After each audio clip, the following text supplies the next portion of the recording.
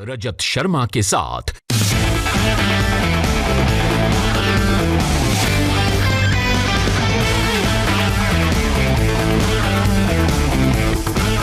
नमस्कार, आज की बात में आपका स्वागत है।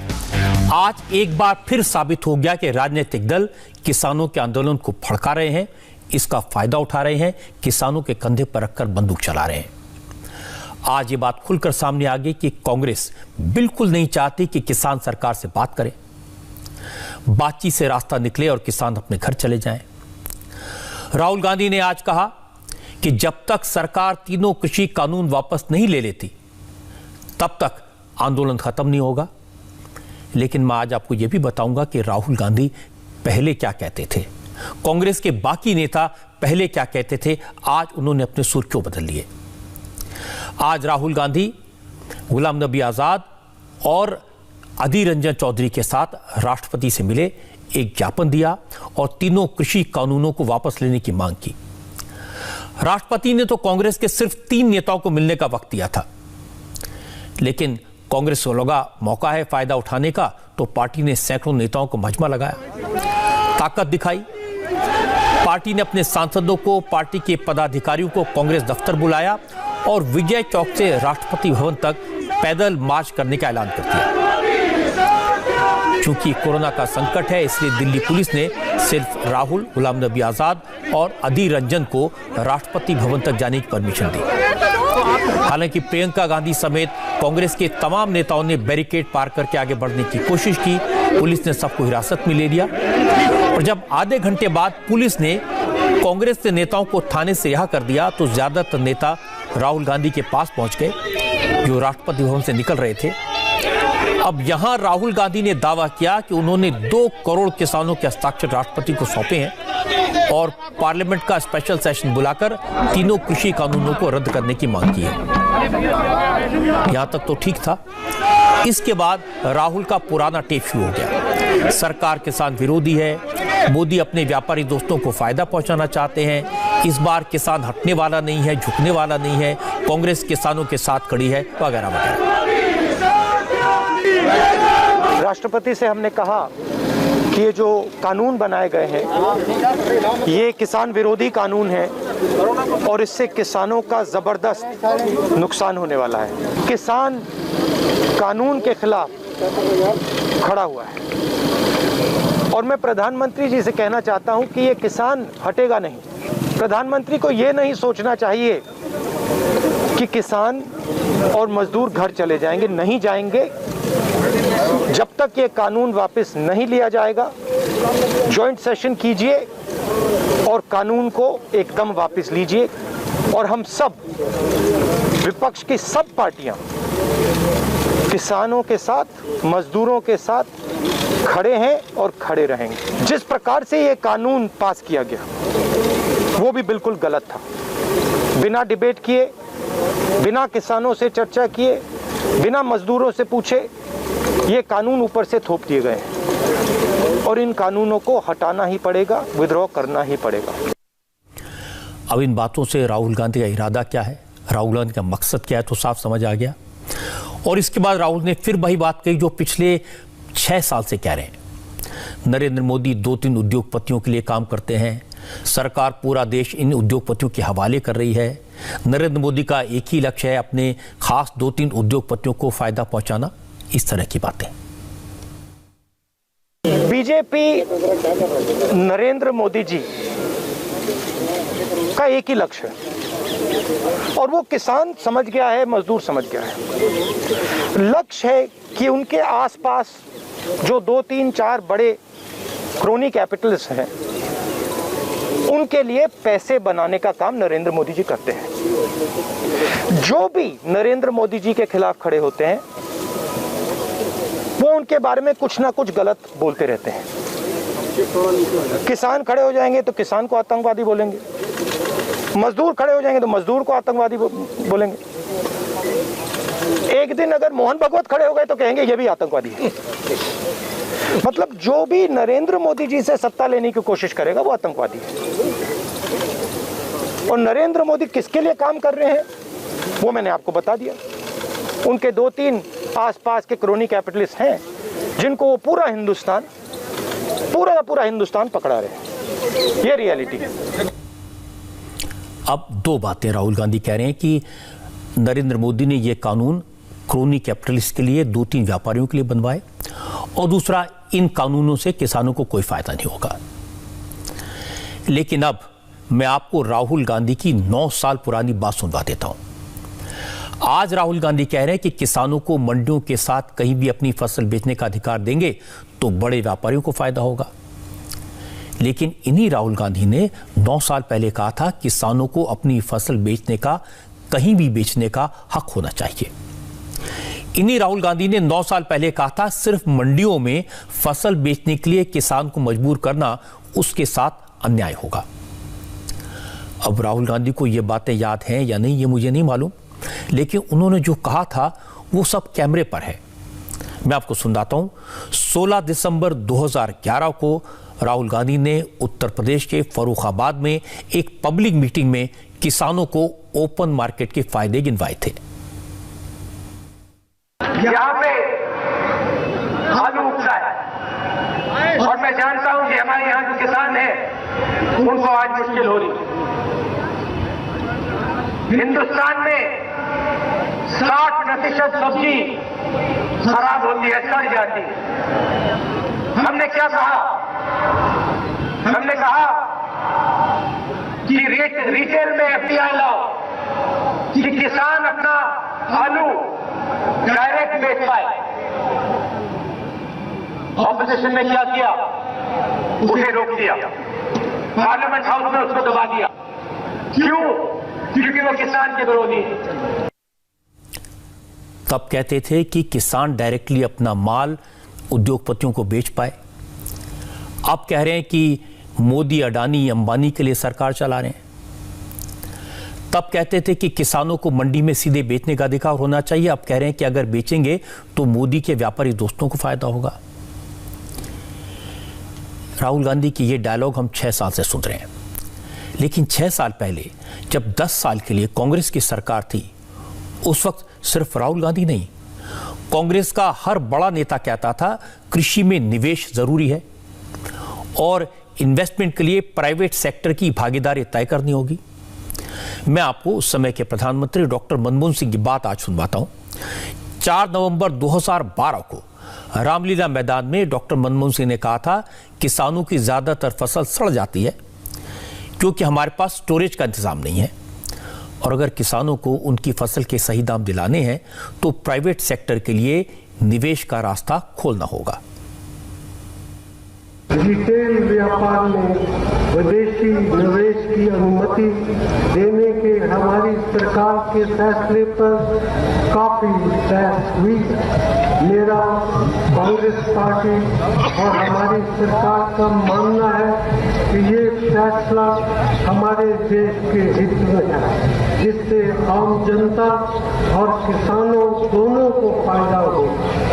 आज किसानों की फसल का एक बहुत बड़ा हिस्सा इसलिए बर्बाद हो जाता है कि हम जहाँ ट्रांसपोर्ट और स्टोरेज की सुविधा नहीं दे पाते। रिटेल व्यापार में विदेशी निवेश से इन सुविधाओं को बेहतर बनाने में मदद मिल सकती। हमारे किसान भाई बहनों को उनकी फसल के बेहतर दाम मिल सकते क्योंकि वो उसे बाजारों तक पहुंचा सकेंगे। आम जनता को सब्जी और फल सस्ते दामों पर मिल पाएंगे। अब मनमोहन सिंह जो कहा उसमें तो कोई शक नहीं है, वही बात कर रहे हैं जो आज की सरकार कह रही है।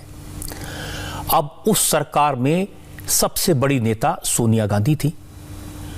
उनकी बात मैं आपको सुना देता हूं। उन्होंने बिल्कुल साफ साफ लफ्जों में कहा, एक बार नहीं कई बार कहा था कि किसान इसलिए गरीब है क्योंकि उसे फसल के सही दाम नहीं मिलते, और दाम इसलिए नहीं मिलते क्योंकि किसानों को मंडियों का गुलाम बना दिया गया है।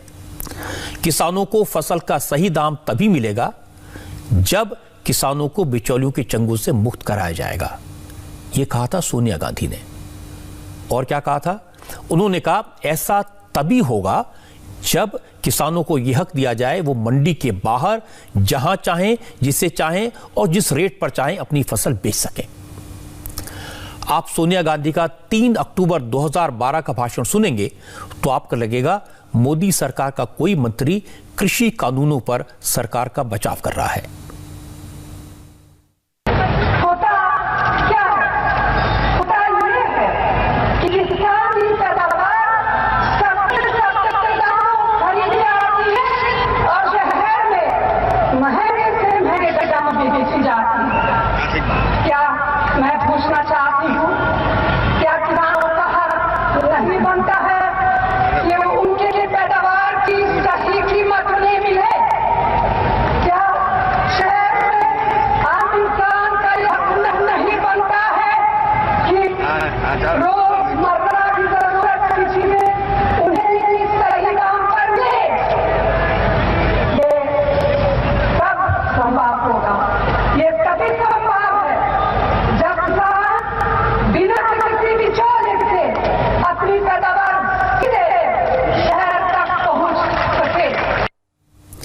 जरा सोचिए, राहुल गांधी, डॉक्टर मनमोहन सिंह, सोनिया गांधी तीनों कह रहे हैं किसानों को मंडी के बाहर फसल बेचने का हक मिलना चाहिए, बिचौलियों को खत्म करना चाहिए, किसानों को सही दाम दिलाने हैं तो प्राइवेट सेक्टर को इन्वेस्ट करने के लिए इनवाइट करना चाहिए, प्राइवेट सेक्टर को कोल्ड स्टोरेज बनाने के लिए प्रोत्साहित करना चाहिए, ओपन मार्केट से किसानों का फायदा होगा। यही बातें तो किसानों की तीनों बिल में है, जो नए कानून बने हैं उनमें है। लेकिन आज राहुल गांधी इसके बिल्कुल उलट बात क्यों कह रहे हैं? वो इसलिए क्योंकि राहुल गांधी सिर्फ टकराव चाहते हैं। इसीलिए राहुल गांधी को आज बीजेपी की तरफ से करारा जवाब मिला।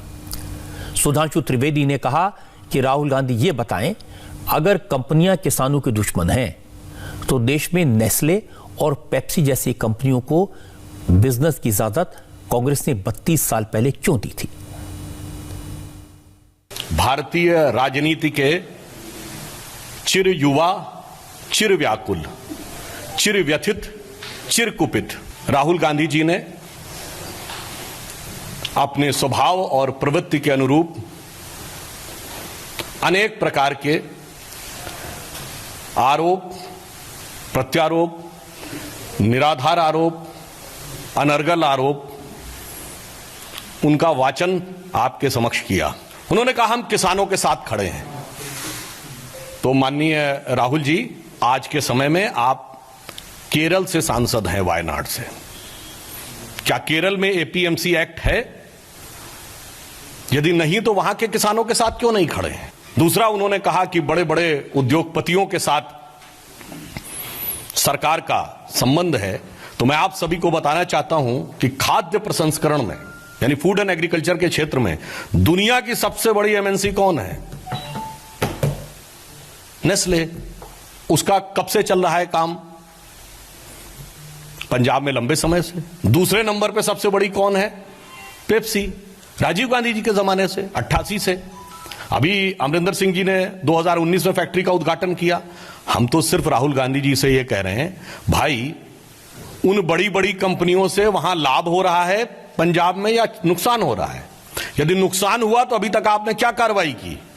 और यदि लाभ हुआ तो उस लाभ को आप दूसरी जगहों पे क्यों वंचित करना चाहते हैं? स्पष्ट कर दें, इसमें कोई किंतु परंतु की गुंजाइश नहीं है। कृषि मंत्री नरेंद्र सिंह तोमर ने भी राहुल को अच्छा जवाब दिया। तोमर ने कहा कि राहुल गांधी की बातों को गंभीरता से लेना ठीक नहीं है, क्योंकि लोकसभा चुनाव से पहले वो एपीएमसी को खत्म करने का वादा कर रहे थे, कॉन्ट्रैक्ट फार्मिंग की बात कर रहे थे। अब मोदी सरकार ने वही कर दिया तो उसे गलत बता रहे हैं। राहुल गांधी जो कुछ बोलते हैं उसको कांग्रेस भी गंभीरता से नहीं लेती। देश का तो सवाल ही नहीं उठता है। वो जब राष्ट्रपति महोदय के पास विरोध व्यक्त करने के लिए गए तो मुझे ये सब किसान खड़े हुए हैं, मैंने इनसे पूछा तो उन्होंने कहा कोई दस्तखत कराने नहीं आया कांग्रेस का आदमी, और किसी किसान ने दस्तखत नहीं किए। दूसरा, अगर राहुल गांधी को इतनी किसानों की चिंता थी तो जब उनकी सरकार थी तो सरकार के माध्यम से कुछ ना कुछ किसानों के लिए कर सकते थे। कांग्रेस का हमेशा से चरित्र किसान विरोधी रहा है। 2019 के घोषणा पत्र में राहुल गांधी ने कहा था कि हम सरकार में आएंगे तो एपीएमसी को ख़त्म करेंगे, कॉन्ट्रैक्ट फार्मिंग को बढ़ावा दिया जाएगा और एसेंशियल कमोडिटी एक्ट को समाप्त करके उसको नया बनाया जाएगा। अब मैं राहुल गांधी जी को कहना चाहता हूं कि 2019 में आपने जब अपना घोषणा पत्र जारी किया उस समय आप झूठ बोल रहे थे या आप आज झूठ बोल रहे हो, ये कांग्रेस को स्पष्ट करना चाहिए। ये बात तो सही है कि कॉन्ट्रैक्ट फार्मिंग और प्राइवेट सेक्टर को खेती के काम में इन्वॉल्व करने का काम कांग्रेस की सरकार ने 32 साल पहले किया था। बीजेपी की यह बात भी सही है कि तीनों किसान बिल में जो कुछ कहा गया है वो सारी बातें राहुल गांधी, सोनिया गांधी और मनमोहन सिंह कहा करते थे और बार बार कहा करते थे। ये बातें कांग्रेस के मैनिफेस्टो में भी थी। अब उन्हीं बातों पर मोदी ने कानून बना दिया तो राहुल गांधी उसका विरोध कर रहे हैं। और मुझे हैरानी इस बात से है कि राहुल गांधी को लगता है कि ये बातें किसानों को पता नहीं चलेंगी। राहुल गांधी को लगता है कि किसान धरने पर बैठे हैं, आंदोलन चल रहा है, इसका जितना फायदा उठा जा सके उतना अच्छा। लेकिन अब जिस तरह की खबरें मिल रही हैं उससे लगता है कि किसान कांग्रेस की इस दोहरी नीति को तो समझ गए हैं। एक तरफ किसान संगठन कृषि कानूनों के विरोध में धरना दे रहे हैं, दूसरी तरफ बहुत सारे किसान संगठन अब कृषि कानूनों के सपोर्ट में दिल्ली पहुंच रहे हैं। इन दोनों के चक्कर में आम लोगों को जरूर परेशानी हो रही है क्योंकि दोनों तरफ से रोड जाम हो जाते हैं। आज कृषि कानूनों का सपोर्ट करने के लिए किसान सेना ने ट्रैक्टर रैली निकाली।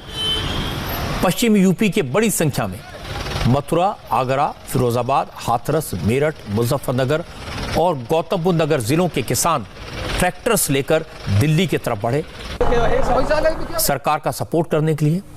और जब कृषि कानून का समर्थन कर रहे ये किसान ट्रैक्टरों के साथ महामाया फ्लाईओवर के पास पहुंचे तो रोड ब्लॉक हो गई, जाम लग गया। कई घंटों तक लोग परेशान रहे क्योंकि नोएडा से दिल्ली जाने वाले रोड के साथ साथ दिल्ली से नोएडा आने वाला रास्ता भी बंद हो गया।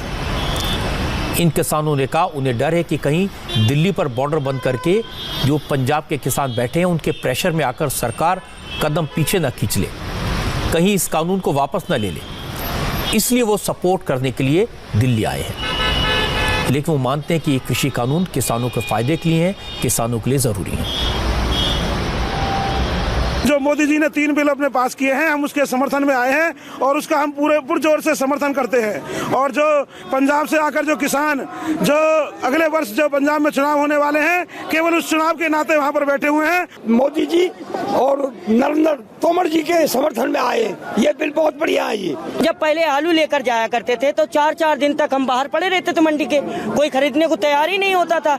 आज नरेंद्र मोदी जी ने वो कानून बनाया है कि अब हम अपनी फसल कहीं भी बेच सकते हैं। 70 वर्ष से जो किसानों के पैरों में जो बेड़ियां पड़ी हुई थी, इन बिलों के माध्यम से उन बेड़ियों को खोला गया है। बेड़ियों का मतलब है कि किसान केवल अपनी जो है मंडी में फसल बेच सकता था, मंडी के बाहर कोई भी विकल्प नहीं था मंडी में और भाई बेचने के लिए। पॉलिटिक्स है, इसमें कुछ नहीं है। आप लगा लीजिए कि हमारे इन पश्चिम उत्तर प्रदेश का या हमारे यूपी का, इनका राजस्थान, मध्य प्रदेश का कौन सा किसान सड़कों पे है? जितना भी वो है सब पंजाब से इधर से लाके इकट्ठे हुए हैं। किसान इतना धनाढ़ है जो इतने दिन से वहाँ पड़ा है, अब वो रोटी का किसान तो बेचारा भूखा मर जाएगा 3 दिन में। तो कृषि कानून के समर्थन में हमने अपना समर्थन देने आए हैं और ये तीनों बिल किसान के पक्ष में है और ये पास होने चाहिए। और जो ये लोग बैठे हुए हैं ये सब बाहर से आए हुए दलाल हैं और ये किसान नहीं है। किसान तो इस टाइम आपको दिख रहा है यहाँ है किसान। तो इस कानून से ये फायदा है कि जो दलाल थे, जो बीच में जो आड़तिया थे, वो खत्म हो जाएंगे। और जितने भी हैं दिल्ली में और जहाँ बॉर्डरों पे बैठे हुए हैं वो सब दलाल बैठे हुए हैं। जिस वक्त पश्चिमी यूपी के किसान दिल्ली यूपी के बॉर्डर पर ट्रैक्टरों के साथ दिल्ली नोएडा बॉर्डर पर खड़े थे, उसी वक्त किसान मजदूर संघ से बागपत के जो किसान जुड़े हैं उनमें से 60 किसानों ने कृषि भवन में नरेंद्र सिंह तोमर से मुलाकात की। डेलीगेशन ने कृषि मंत्री को अपना समर्थन पत्र सौंपा। किसानों ने तोमर से कहा कि किसी भी प्रेशर में आकर कृषि कानूनों को बदला ना जाए। आज ये सारे किसान यहाँ सिर्फ इसलिए चलकर आए हैं क्योंकि ये कृषि सुधार बिलों का समर्थन करना चाहते हैं। इन्होंने सबने मिलकर मुझे समर्थन पत्र भी दिया है और इन्होंने यह भी कहा है कि कृषि सुधार बिल में संशोधन के मामले में सरकार को किसी दबाव में आने की ज़रूरत नहीं है। ये बिल वर्षों बाद संसद ने पारित किए और इससे किसान के जीवन में खुशहाली आएगी। हालांकि नरेंद्र सिंह तोमर ने साफ कर दिया सरकार किसी के प्रेशर में नहीं आएगी, लेकिन उन्होंने ये भी कहा कि सरकार कृषि कानूनों की मुखालफत कर रहे किसानों की शंकाओं को दूर करने की कोशिश करेगी, उनसे बात करेगी। इसीलिए आज सरकार की तरफ से किसान संगठनों को फिर से बातचीत का न्योता दिया गया। कृषि मंत्रालय की तरफ से एक चिट्ठी लिखी गई। इसमें कहा गया कि किसानों से बातचीत के लिए तारीख और समय तय किया जाए, ये अपील की जाती है। चिट्ठी में लिखा कि सरकार किसानों की हर मांग पर चर्चा करने के लिए तैयार है। एमएसपी के बारे में सरकार रिटर्न आश्वासन देने को तैयार है, लेकिन वामपंथी दलों के नेता कहते हैं कि आश्वासन से बात नहीं बनेगी, तीनों कानून वापस लेने होंगे क्योंकि ये कानून किसानों के नहीं उद्योगपतियों के भले के लिए बने हैं। Our Kisan are fighting because the government is shifting agriculture from the farmers to the corporate, and 3 acts, all the benefits, 100% benefit will go to the corporate houses, and mainly 2 Indian corporates, Adani and Ambani. This is the open things. अब किसान नहीं चाहते कि अपने खेतों से दूर रहें, किसान नहीं चाहते कि वो सर्दी में सड़कों पर बैठें, किसान सिर्फ इतना चाहते हैं कि उन्हें उनकी फसल का सही दाम मिले, एमएसपी खत्म ना हो, कंपनियां कॉन्ट्रैक्ट फार्मिंग के नाम पर उनकी जमीनों पर कब्जा ना कर लें, सरकार इसकी गारंटी दे। लेकिन मुश्किल यह है कि किसानों और सरकार के बीच में सियासत आ जाती है, नेता आ जाते हैं जो किसानों को भड़का देते हैं। किसान आंदोलन में वामपंथी दलों के काडर ने कब्जा कर लिया है। हन्नन मौला की बात आपने सुनी, ये सीपीएम के बड़े लीडर हैं जो किसान आंदोलन में पूरी तरह एक्टिव हैं। किसान आंदोलन में वो लोग घुस गए हैं जो शाहीन बाग के धरने में शामिल थे, जो लोग जामिया में मोदी सरकार के खिलाफ नारेबाजी कर रहे थे, जो जेएनयू में भारत तेरे टुकड़े होंगे जैसे नारे लगा रहे थे। आज टीकरी बॉर्डर पर फिर से इस तरह के अराजक तत्व नजर आए और फिर से मोदी तेरी कब्र खुदेगी, आज नहीं तो कल खुदेगी जैसे नारे लगाए।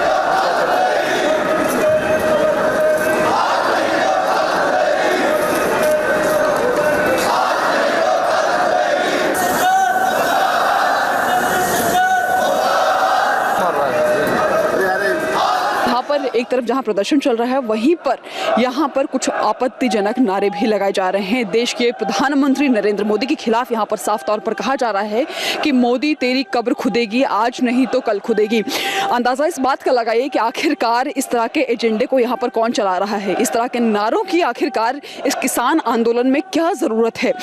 ये उसी तरह के कुछ नारे हैं जो कि नागरिकता कानून के विरोध के दौरान लगातार देश भर के कोनों कोनों से इस तरह के नारे बाजी सुनाई पड़ी थी, चाहे वो अलीगढ़ मुस्लिम यूनिवर्सिटी रही हो या फिर शाहीन बाग रहा हो, इसी तरह के नारे वहां पर सुनाई पड़े। और आज किसान आंदोलन में भी इसी तरह के आपत्तिजनक नारे लगाए जा रहे हैं। प्रधानमंत्री और देश के सम्मानित लोगों के लिए अभद्र भाषाओं का भी यहां पर इस्तेमाल किया जा रहा है।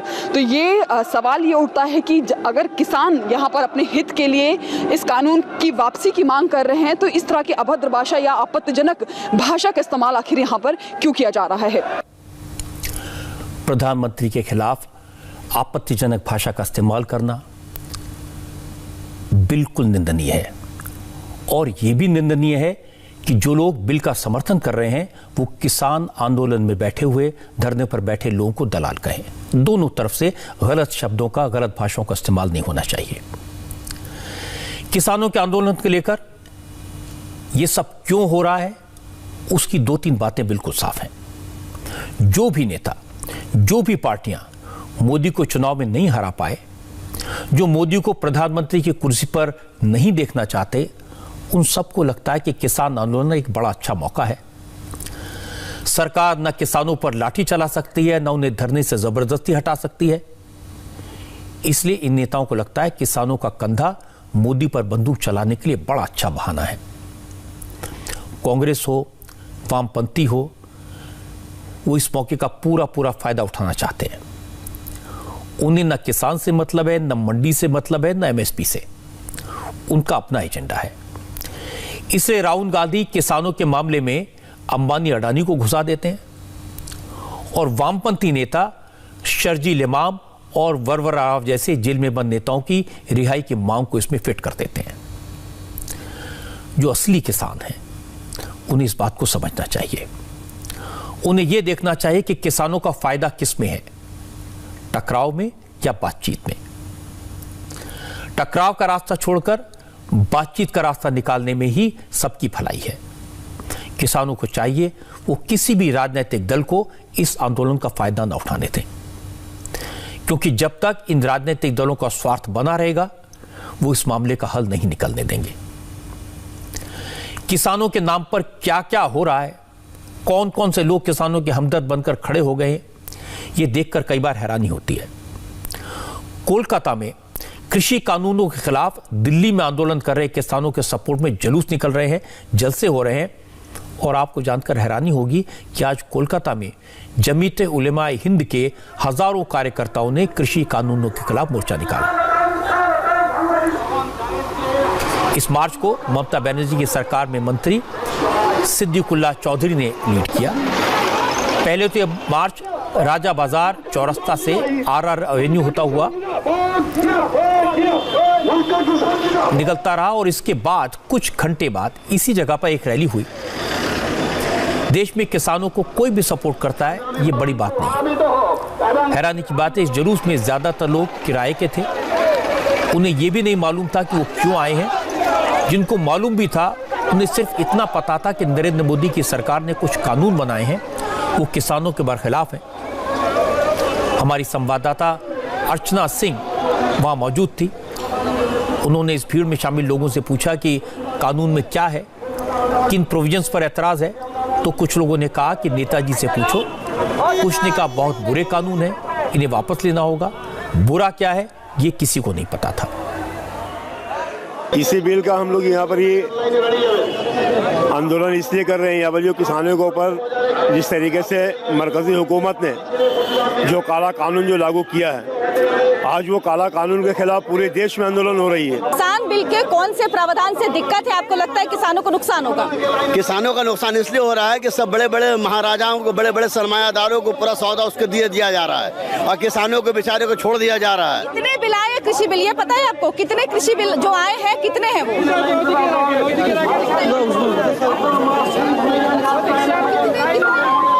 किसान के बारे में जो बिल ये किया है, उत्पन्न किया है, उसको कैंसिल करने के लिए। बिल में क्या परेशानी है, मतलब क्या ऐसी चीजें जिनसे आपको लगता है किसानों को नुकसान होगा? नुकसान इसमें यह है कि जो किसान को जो आज़ादी था, तो कृषक का आज़ादी खत्म कर दिया। बताओ यहाँ पर क्यों आए हो? यहाँ पर मीटिंग के लिए आए। मीटिंग किस लिए है? इसलिए मुसलमानों का मीटिंग चल रहा है, इधर के लिए भेजा गया। क्या चीज उसमें ऐसी है जो आपको लगता है कि किसानों को उससे नुकसान होगा? तो बहुत नुकसान है, बहुत नुकसान है और सरकार जानबूझ के ये कर रहा है। ठीक है, हाँ, ठीक है। किसके समर्थन में, किसके सपोर्ट में? जो भी है ना, उसके लिए।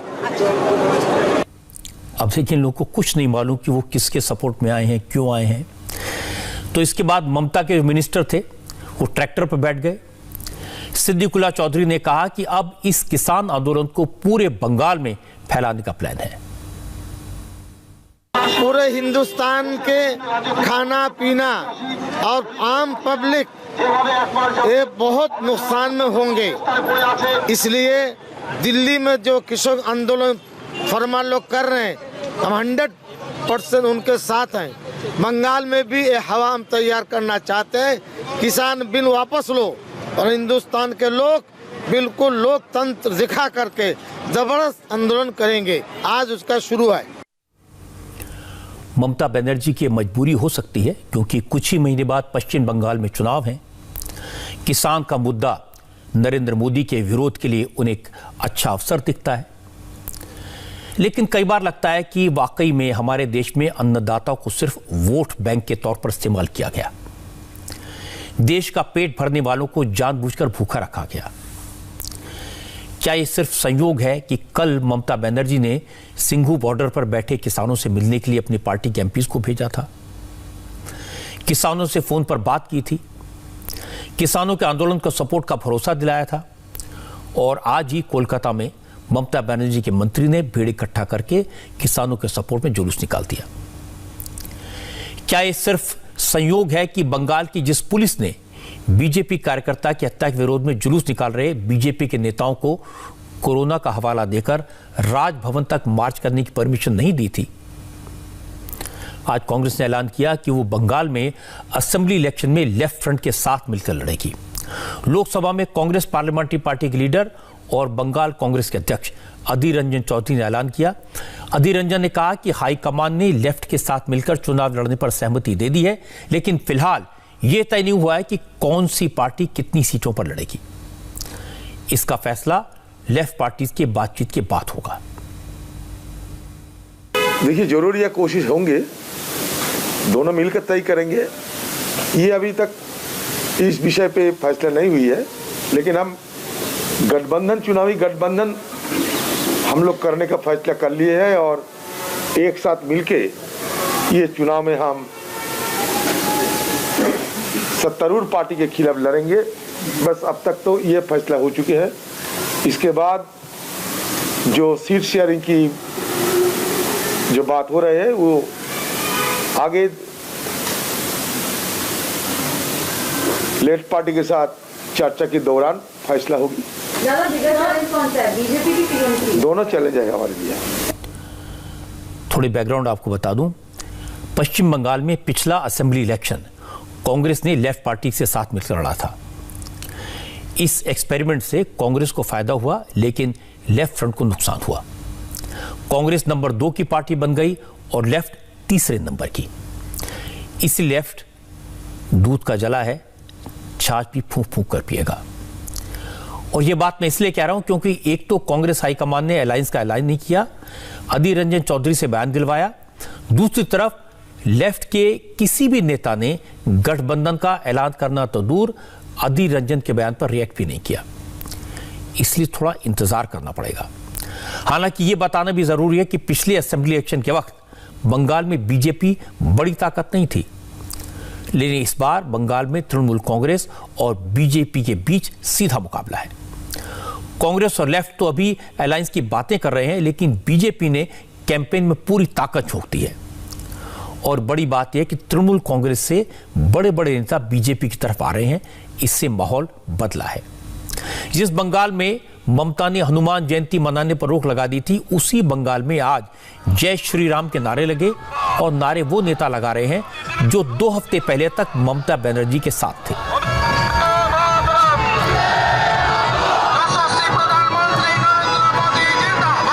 एक महीने पहले तक ममता की सरकार में मंत्री थे शुभेंदु राय। उन्होंने आज ममता को अपनी सियासी ताकत का एहसास करवाया। ईस्ट मिदनापुर में शुभेंदु अधिकारी का रोड शो हुआ।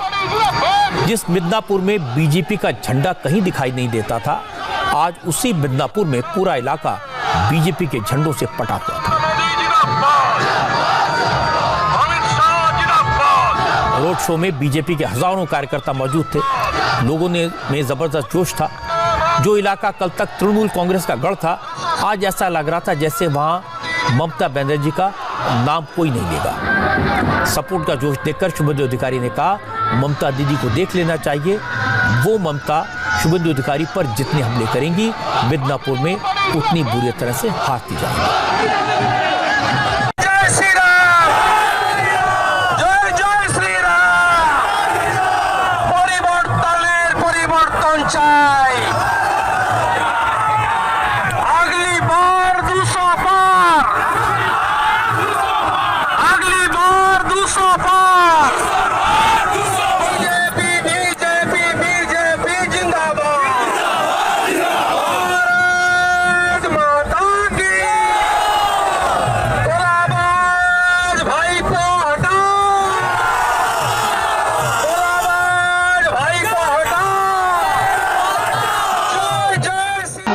का लहर है, परिवर्तन का रुझान है। ये तो आंधी शुरू हुआ, अगले साल जब चुनाव आएगा ना, सुनामी हो जाएगा।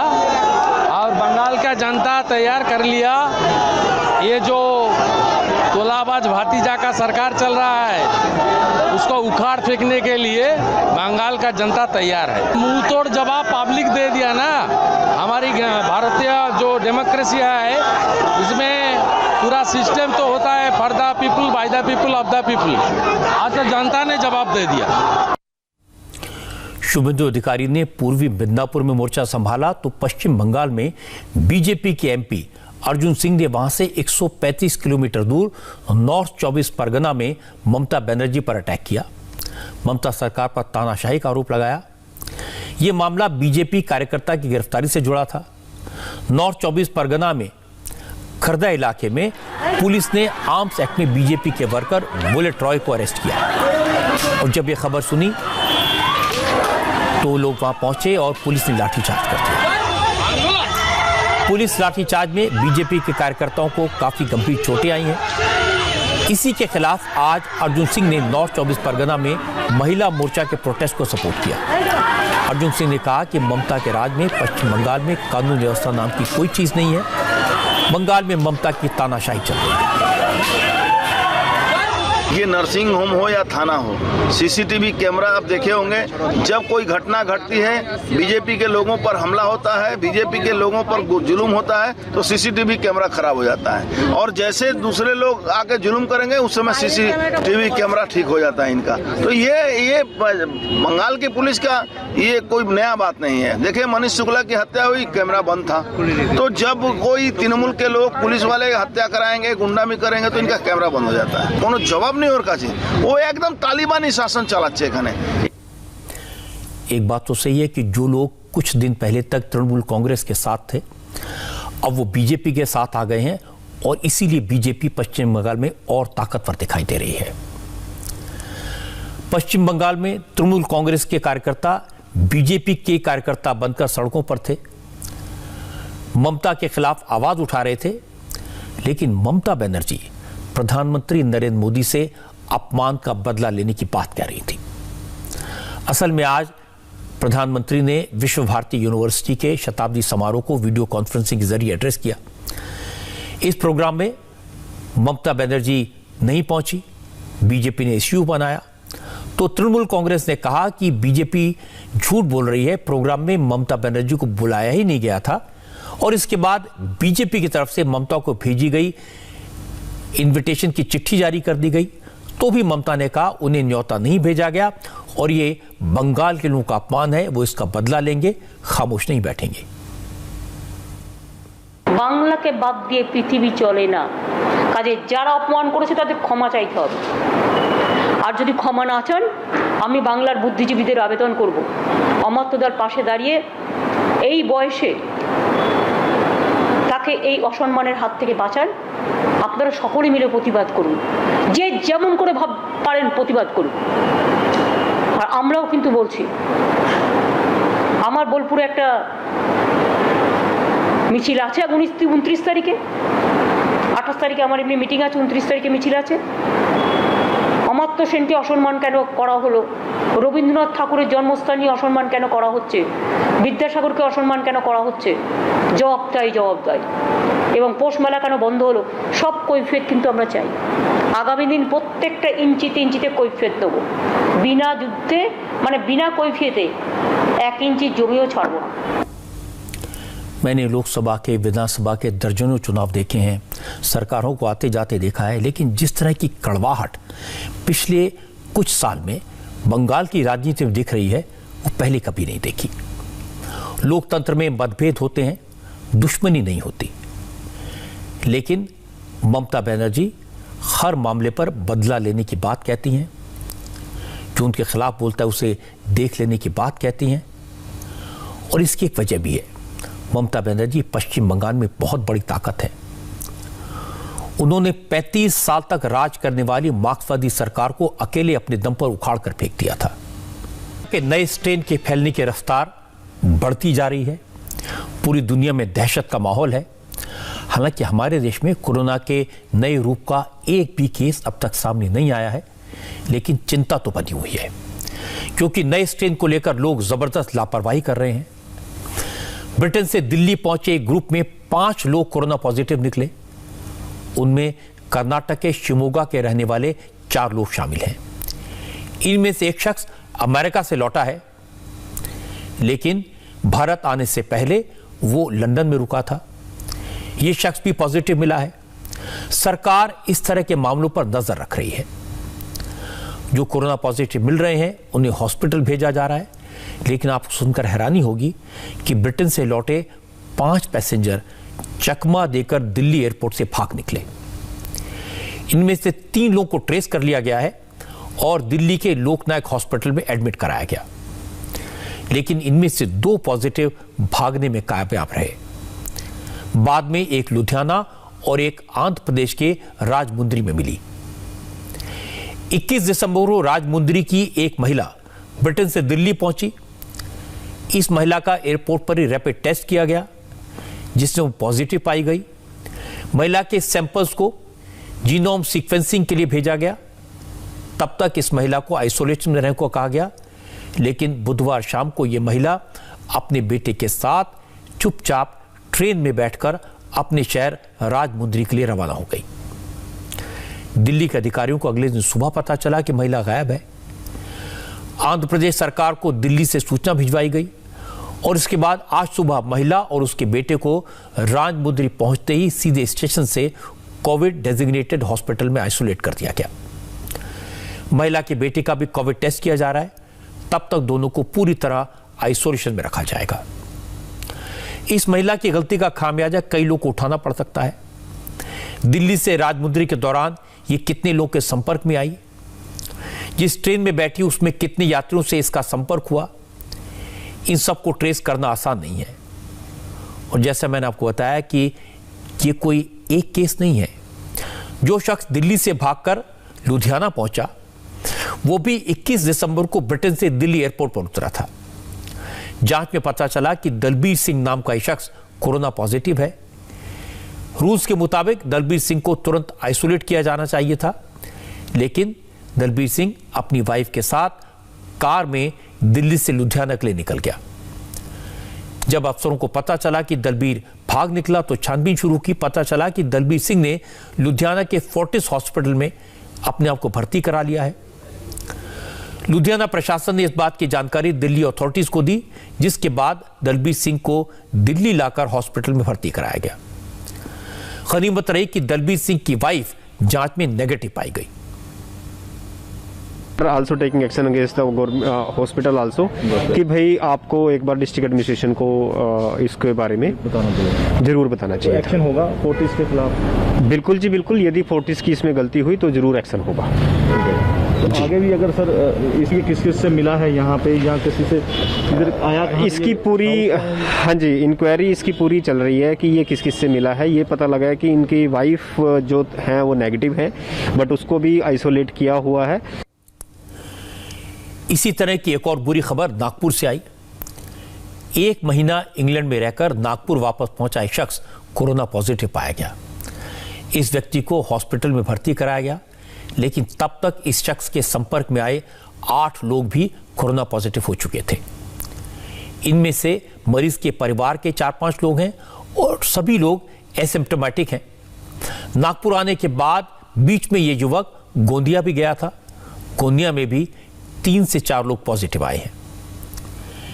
इतने लोगों के इन्फेक्टेड होने के कारण नए स्ट्रेन होने की आशंकाएं बढ़ जाती हैं। संपर्क में आने वाले लोगों की कॉन्टैक्ट ट्रेसिंग शुरू की गई है और सबकी जांच की जाएगी। नागपुर में 29 नवंबर को उनका आगमन हुआ है और उस दिन जो टेस्ट किया वो नेगेटिव थी, लेकिन बाद में कुछ दिन बाद उनके सिम्टम्स डेवलप हुए वो उसके कारण उनको 15 दिसंबर को उनके नंदनवन पीएससी में टेस्ट किया और टेस्ट पॉजिटिव आई। लास्ट कुछ वीक में आप नए स्ट्रेन के बारे में सुन रहे हैं और वो इंग्लैंड से उनका आए हैं, इसलिए वो सस्पेक्ट केस करके अभी उनको देखा जा रहा है। और नागपुर म्यूनसिपल कॉरपोरेशन के कमिश्नर सर उनके ऑर्डर के मुताबिक गवर्नमेंट मेडिकल कॉलेज एक ये जो नए सस्पेक्ट केस है उसके लिए डेजिग्नेटेड फैसिलिटी करके है, इसलिए वो जीएमसी में एडमिट हुए हैं। और ये इसका ट्रांसमिशन रेट ज़्यादा है, इसलिए इनके लिए हमने अलग वार्ड बनाया। क्रिसमस है, मेरी तरफ से, इंडिया टीवी के पूरे परिवार की तरफ से आपको मैरी क्रिसमस। कोरोना के संकट में दुनिया भर में क्रिसमस की तैयारियां हो रही हैं, लाइटिंग की जा रही है, लेकिन कोरोना को लेकर रेस्ट्रिक्शंस भी हैं। रोमानिया की राजधानी की तस्वीरें आपको दिखाता हूं। बुकारेस्ट में जबरदस्त लाइटिंग का इंतजाम किया गया है और बहुत खूबसूरत तस्वीरें आई हैं। शहर की सजावट में करीब 1 करोड़ एलईडी लाइट्स लगाई गई हैं। हालांकि कोरोना की वजह से इस बार क्रिसमस का त्यौहार थोड़ा फीका है, लोग अभी भी सड़कों पर कम निकल रहे हैं। लोग क्रिसमस ट्री खरीदने के लिए दुकानों पर नजर आए, लेकिन संख्या बहुत कम।